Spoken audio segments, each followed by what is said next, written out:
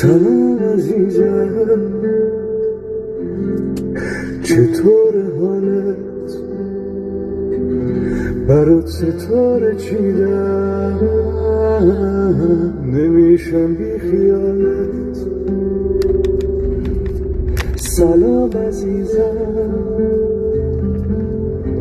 من تو صدا بغزم گرفت باز اول نامه. یادت باشه هنوزم آرزوهات آرزومه، نبینمش که تا عشقم که چشمات ها برونه.